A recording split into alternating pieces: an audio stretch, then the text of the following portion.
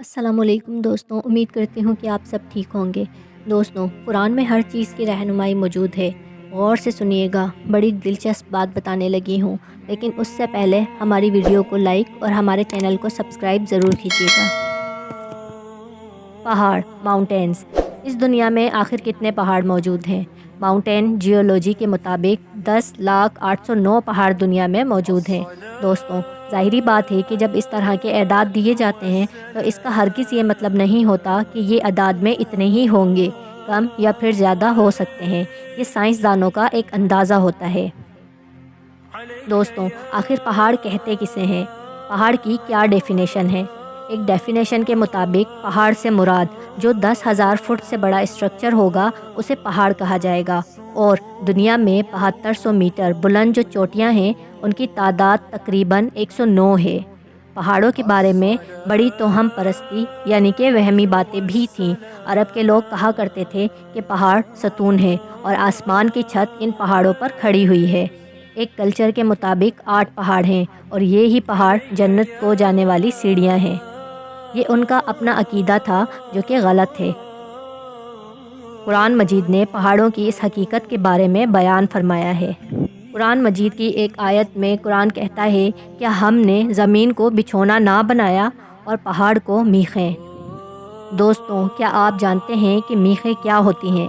جب شادی میں کناتے لگانے والا ستون ٹھوکتا ہے تو وہ میخیں لگاتا ہے، اندر دبا دیتا ہے۔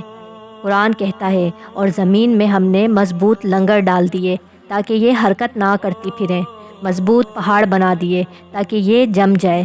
پھر قرآن میں آیا اس نے آسمانوں کو بغیر ستونوں کے بنایا، اور کہا اس نے زمین میں لنگر ڈال دیے تاکہ زمین ہلتی نہ رہے۔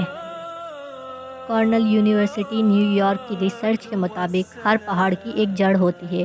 دنیا کا سب سے بڑا پہاڑ ماؤنٹ ایوریسٹ، جس کی لمبائی 8,848 میٹر ہے، اور اس کی جڑ یعنی کہ ماؤنٹ ایوریسٹ کی جڑ وہ 5.6 لمبی جڑ زمین کے نیچے موجود ہے، اور اس پہاڑ نے زمین کو مضبوطی دی ہوئی ہے۔ اس یونیورسٹی کی تحقیق کے مطابق اگر یہ پہاڑ نہ ہوتے تو ہماری زمین چھلکے کی طرح اڑ رہی ہوتی، زمین کے اندر کوئی مضبوطی نہ ہوتی۔ اتنی مضبوطی یہ پہاڑ ہی پیدا کرتے ہیں، اور گہرائی میں جا کے زمین کے نیچے اس زمین کی پکڑ کو مضبوط کرتے ہیں۔ اتنے ضروری ہوتے ہیں یہ پہاڑ۔ دوستوں، قرآن نے یہ بات اپنے پیارے محبوب حضرت محمد صلی اللہ علیہ وآلہ وسلم کو 1400 سال پہلے ہی بیان فرما دی تھی، جسے آج سائنس ہو بہو تسلیم کر رہی ہے۔ دوستوں، پہاڑ کئی ممالک کے لیے بارڈر کا کام بھی کرتے ہیں۔ ماحول اور ٹیمپریچر کو کنٹرول کرنے کے ساتھ ساتھ طوفانی بارشوں اور سیلاب کو روکنے کا کام بھی کرتے ہیں۔ یہ پہاڑ اتنے مضبوط ہیں کہ دنیا کی کوئی بھی جدید ترین مشینری اپنی جگہ سے انہیں ہلا نہیں سکتی۔